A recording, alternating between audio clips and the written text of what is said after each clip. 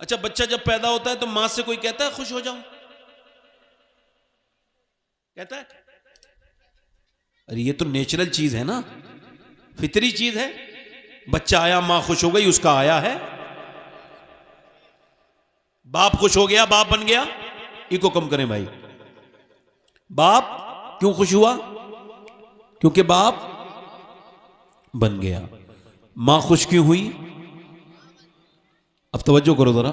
ماں خوش ہوئی، ماں سے کہا تو نہیں کسی نے؟ دادی کی آنکھوں میں نور آ گیا، خوش ہو گئی. کیوں؟ دادی بن گئی. دادا کیوں خوش ہوا؟ نانا خوش کیوں ہوا؟ نانی خوش کیوں ہوئی؟ پھوپھو خوش کیوں ہوئی؟ پھوپھی کیوں خوش ہوئی؟ چاچی خوش کیوں ہوئی؟ یعنی بالکل بات صاف ہے، جس کا آئے گا وہ خوشی منائے گا. یہاں پر بحث کا کوئی مسئلہ رہ نہیں جاتا ہے. یہ بالکل بحث بند کرو. وہ نہیں مناتے، یہ نہیں مناتے. جس کا آتا ہے وہی خوشی مناتا ہے، وہی لڈو بانٹتا ہے. جس کے یہاں پہ ولادت ہوئی ہے پورا محلہ لڈو نہیں بانٹتا، خوشی وہی مناتا ہے جس کے یہاں پر بچہ آیا ہے. ایگزامپل کے طور پہ ایک آدمی نے ریٹرن کیا ہے قطر سے، دبئی سے، عمان سے، یا پھر اس نے ابو دھابی سے آیا ہے، وہ پھر وہ آیا یو ایس سے، یا پھر وہ آیا یورپ سے. اس نے دلی میں 5 سال کے بعد واپسی کی. اس نے فلائٹ کو لینڈ کیا، اس کی فلائٹ لینڈ ہوئی. اس کے بعد جب وہ امیگریشن آفیسر کے پاس گیا تو اس نے کوئی خوشی کا اظہار نہیں کیا، بلکہ ٹھپا لگایا اور کہا جاؤ. اس نے کوئی خوشی کا اظہار نہیں کیا، اس کا کام یہی تھا. اس کے بعد اس نے سواری پکڑی، وہ رامپور آ گیا. رامپور والوں نے خوشی نہیں منائی کیونکہ رامپور والوں سے اس کا کوئی رشتہ نہیں تھا.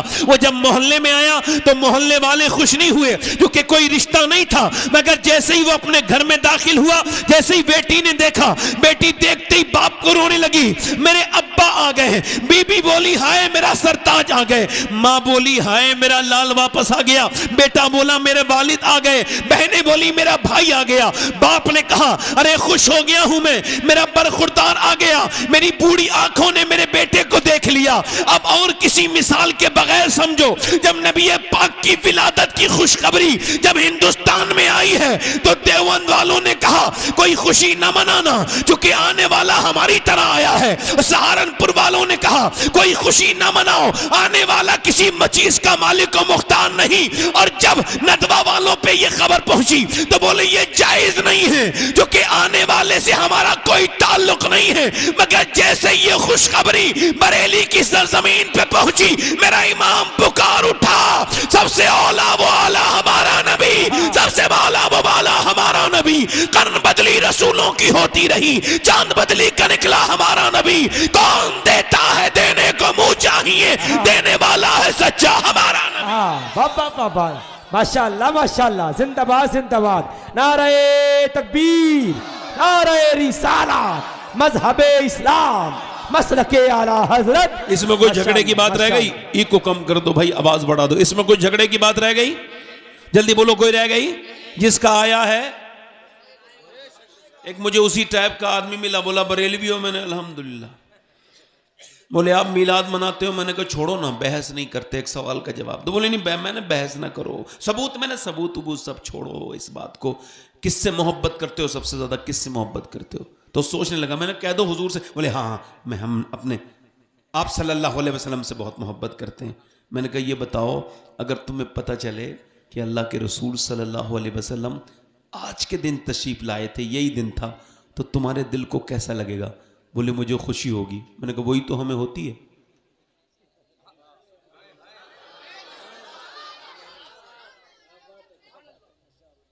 اب یہ بحث کی بات رہ گئی کوئی؟ اس میں ضرورت ہے بحث کرنے کی؟ بے وجہ میں فالتو کی ضرورت؟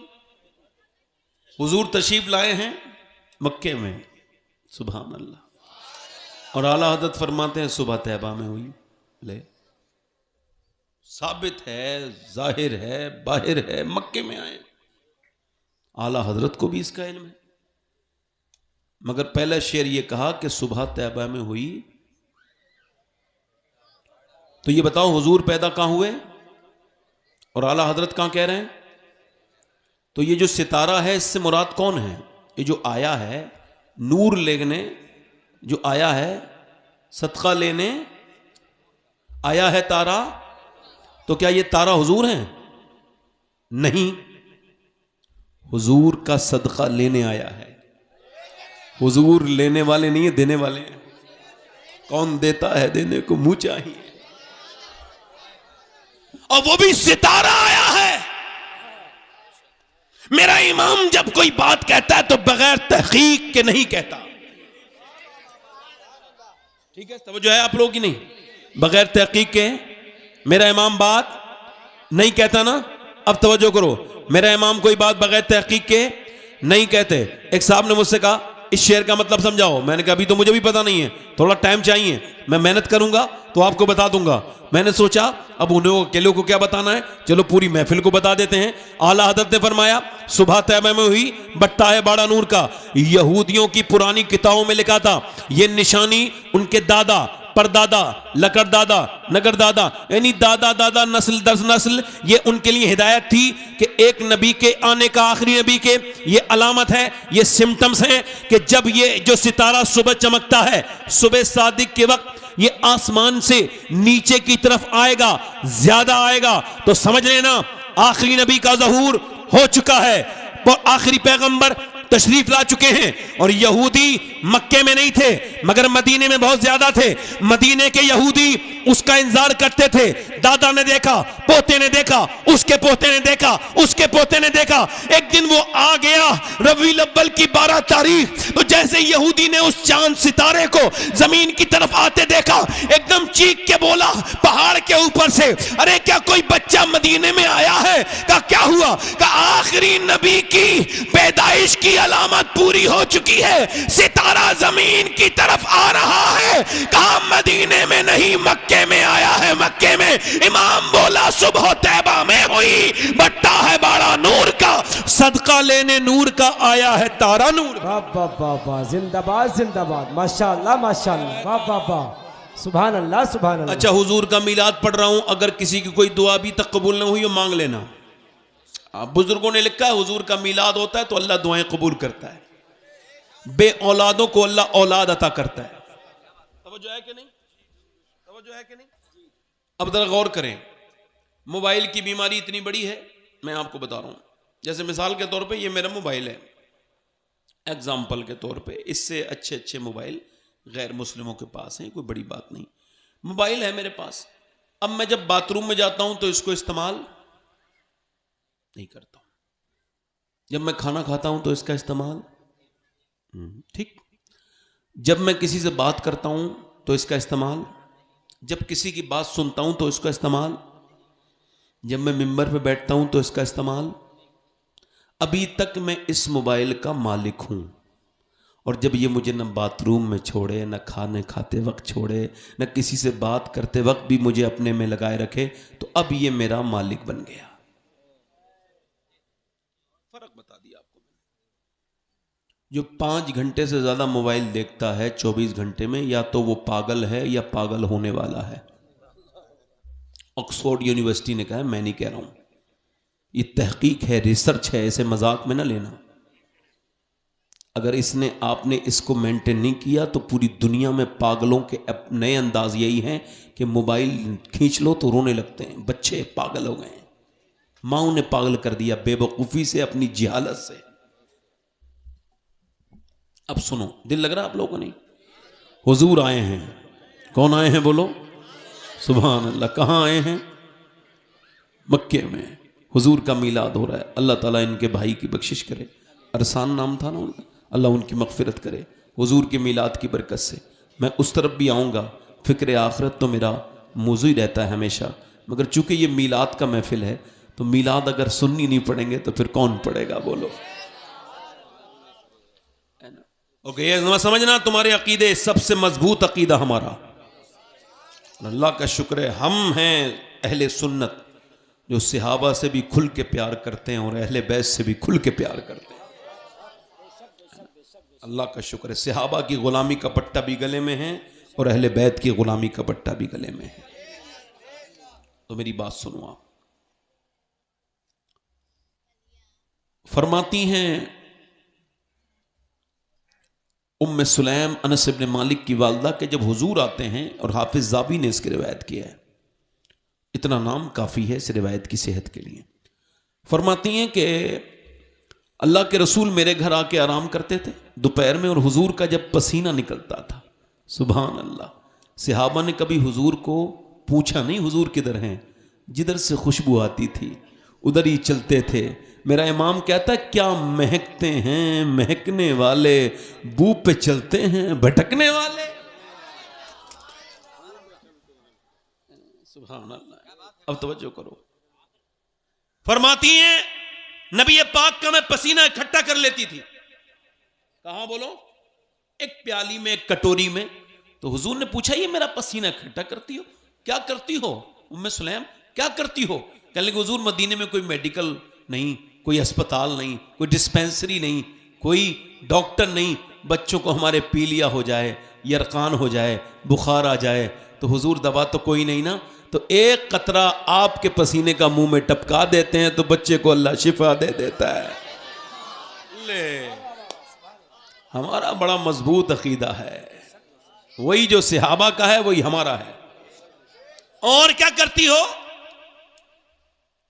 عرض کرنے لگی حضور اور جو ہے نا جب روٹی بناتی ہوں تو آٹا جب گوندتی ہوں نا تو 2-3 قطرے اس میں ڈال دیتی ہوں، 1-2 قطرے، اس سے میری روٹیاں خوشبودار ہو جاتی ہیں اور اس میں برکتیں بڑھ جاتی ہیں. اب آپ نے اگر یہ فرمایا ہے حضرت کہ آپ بھی معاذ اللہ نبی کی طرح ہیں، معاذ اللہ آپ کی بھونڈی اور بدبخت قسم کی زبان سے یہ گھٹیا جملہ نکلا ہے تو دن بھر کا پسینہ آپ اپنا اکٹھا فرمائیں، اس کے بعد اپنی بیوی کے پاس جائیں اور کہیں جب آٹا گوندو تو 1 قطرے 2 قطرے میرے پسینے کا ڈال لینا. وہ کہے گی تو پاگل ہو گیا، لوگوں سے کہے گی ان کو اسپتال لے جاؤ، یہ بہکی بہکی باتیں کر رہے ہیں، ان کا دماغ کام نہیں کر رہا ہے. حضور کی اور مثل اللہ جب اللہ نے بنایا نہیں، اللہ نے نہیں بنایا. ہم حضرت ابراہیم علیہ السلام، حضرت یحییٰ، زکریا، عیسیٰ علیہ السلام، ان سب کی عزتیں ہمارے سر آنکھوں پر، ان پر ہمارا ایمان ہے. مگر ایک بات بتاؤں، تم تو اپنی بات کہتے ہو کہ نبی تمہاری طرح، اگر کوئی یہ کہے گا میرے نبی ابراہیم علیہ السلام کی طرح، یوسف علیہ السلام کی طرح، تو ہم یہ بات مانیں گے نہیں، چونکہ ہمارا عقیدہ یہ ہے خلق سے اولیاء، اولیاء سے رسول، اور رسولوں سے اعلیٰ ہمارا نبی. واہ واہ واہ، کیا بات ہے حضرت، ماشاءاللہ، واہ واہ واہ واہ، زندہ باد زندہ باد. بہت خوب. حضور دل لگ رہا ہے آپ لوگوں کو؟ نہیں، حضور پیدا ہو گئے. بہت اچھا سن رہے ہو آپ، میں اس وجہ سے سنا رہا ہوں. یہ علماء کی برکتیں ہیں جو یہاں نغلی عاقل میں ہیں، ان کی برکتوں سے اللہ تعالیٰ علماء کرام کی عزت عوام کو کرنے کی توفیق عطا فرمائے. عوام اب بہت زیادہ اللہ معاف کرے بے لگام ہو رہے ہیں لوگ، اور اپنے فیصلے انہیں تھانے دار سے کرانے میں مزہ آتا ہے مگر حضور کے وفادار سے کرانے میں مزہ نہیں آتا. کیا بہتر ہوتا جو پردھانوں سے زیادہ عزت اماموں کی ہوتی. امام جب بھی فیصلہ کرے گا خدا رسول سے ڈر کے کرے گا، اور جب پردھان فیصلہ کرتا ہے تو ووٹ کو بھی نظر انداز نہیں کرتا، میرے ووٹ ادھر بھی ہیں ادھر بھی ہیں. فیصل پہلے ہمارے بزرگوں نے فیصلے کے لیے اماموں کو چنا تھا. یہ بتاؤ جس کے پیچھے تم نے نماز پڑھ لی، اب اس سے بڑی بھی کوئی عزت دنیا میں ہے؟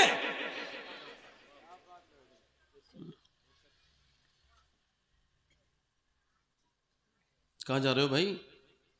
اچھا ٹھیک ہے، آنا یہاں قیامت تک یہیں پہ ہوں، آنا آرام سے. ابھی ایک بلٹ والے صاحب گئے تھے، آواز آ رہی تھی، اس وقت میں کسی بات کر رہا تھا، ورنہ میں آپ کو بتاتا ضرور کہ یہ جو بلٹ ہے یہ بالکل انسانوں والی گاڑی ہے، مطلب انسانوں والی حرکت کرتی ہے، بالکل زور سے آواز نہیں کرتی جب آتی ہے کمپنی سے. اس میں کچھ ایسے لوگ بیچارے جن کو پیسہ اور پیٹرول جب خرچ کرتے ہیں تو ہضم نہیں ہوتا، دکھاوے کے لیے اتنی بھاری گاڑی کوئی تو دیکھو یار، 2-2.5 لاکھ روپیہ لگا کے لی ہے، تو اس میں نیچے سے نقشے بازی کرواتے ہیں، پیچھے سے اس میں کٹواتے ہیں، اور کٹوا کے اس میں ربڑ لگواتے ہیں تاکہ وہ جنات بن جائے، لوگوں کی نیندیں خراب کرے. کوئی بدماش جا رہا ہے پٹ پٹ پٹ پٹ ایسے کرتے ہوئے، بڑی بات صاحب، یہ کیا پاگل پن ہے، بےہودہ پن ہے، بے وقوفی ہے، یہ مسلمانوں کا حال ہے. حضرت سیدنا ابو بکر صدیق رضی اللہ تعالیٰ عنہ اپنے زمانے میں جوتے اتار کے مدینے میں چلتے تھے. حضرت عمر نے فرمایا جب دن میں چلتے ہیں تو آپ امیر المومنین جوتے پہنتے ہیں، رات کو کیوں اتار دیتے ہیں؟ تو آنکھوں میں آنسو لائے، فرمایا میں نہیں چاہتا کہ میرے پاؤں کی آواز سے کسی مسلمان کی نیند میں کوئی خلل واقع ہو. یہ دین ہے.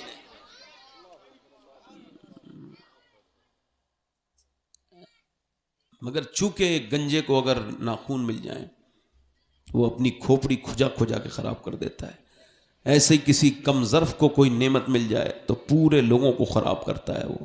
تبھی تو کہتا ہوں یہ بری بات، میری بات برا نہ ماننا، ہاں خاندانی لوگوں کے مزاج الگ ہوتے ہیں، دکھاوا نہیں کرتے وہ. ہاں ہاں وہ میں سرحد لگا ہوا تھا کسی کام میں، اس وقت نہ کہہ سکا، ہاں ورنہ بہت میں نے یہ ربڑیں اتروائی ہیں. ہاں دور سے بولو سبحان اللہ. حضور آئے ہیں، سنو، حضور کی جو لیڈی ڈاکٹر ہیں سیدہ شفا، وہ فرماتی ہیں بچہ جب پیدا ہوتا ہے نا، عبد الرحمن ابن عوف کی والدہ، بچہ جب پیدا ہوتا ہے تو گندگی باہر آتی ہے، پھر بچہ باہر آتا ہے، تعفن، بدبو، پھر نات، اس کی آنت کاٹی جاتی ہے، ناف میں جڑی ہوئی ہوتی ہے، پھر بچے کی آنکھوں میں منہ میں غلاظت ہوتی ہے، اس کو صاف کیا جاتا ہے، پھر بچے کو نہلایا جاتا ہے، ختنیں کی جاتی ہیں، مختون کیا جاتا ہے، پھر اس کو کپڑے پہنائے جاتے ہیں. یہ آج بھی اصول ہے.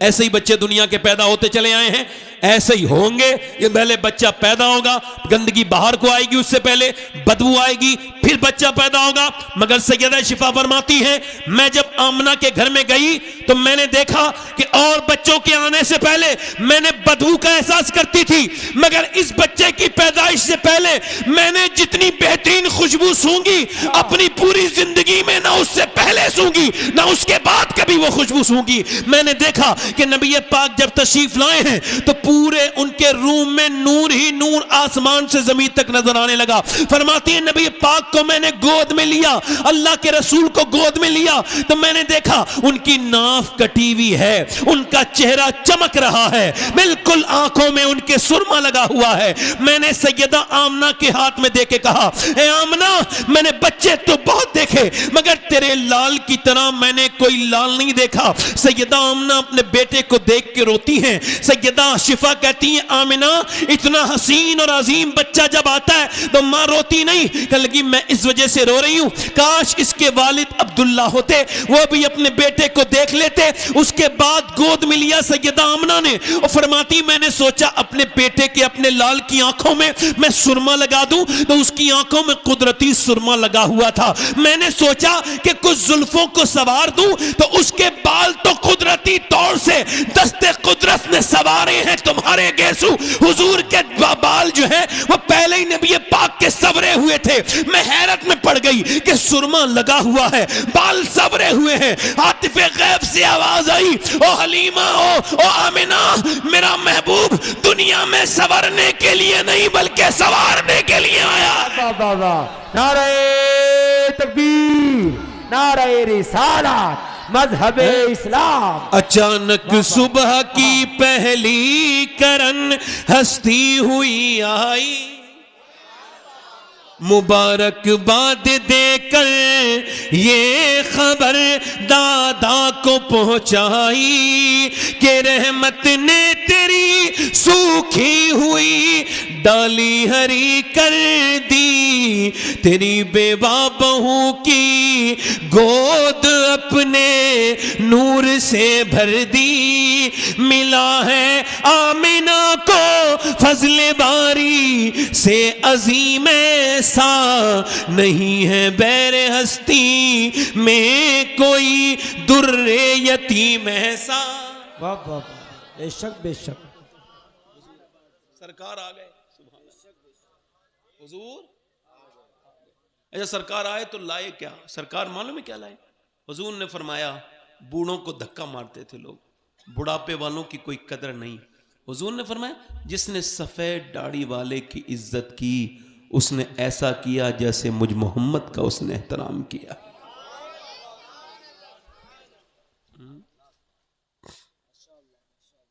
میلاد منانا چاہیے. مجھے اس پر تفصیلی میں نے بہت گفتگو کی ہے اس ربیع الاول میں، مگر اب چونکہ یہ فکر آخرت پروگرام تو کچھ اس طرف بھی آتا ہوں. بہن کو اپنے ماں کو اپنے بیٹے کے ہاتھ میں ایک جھنڈی دینی چاہیے اور کہنا چاہیے میرے لال جا، ابھی ہے تو چھوٹا، مگر جھنڈی لگا کے پیچھے چلا جا۔ تو جب بیٹا پوچھے کیوں، کل لڑکیوں کو تو دفن کر دیتے تھے لوگ، زندہ وہ کون تھا جس نے، وہ آج ہی کے دن تو آیا تھا پیغمبر جس نے فرمایا میری بیٹی فاطمہ میرے جگر کا ٹکڑا ہے، صلی اللہ علیہ وسلم۔ وہ بہنوں کے گھر لوگ کب جاتے تھے؟ میرے نبی نے بہنوں کا مقام بتایا۔ اچھا یہ بتاؤ، آج تک کسی نے موت نے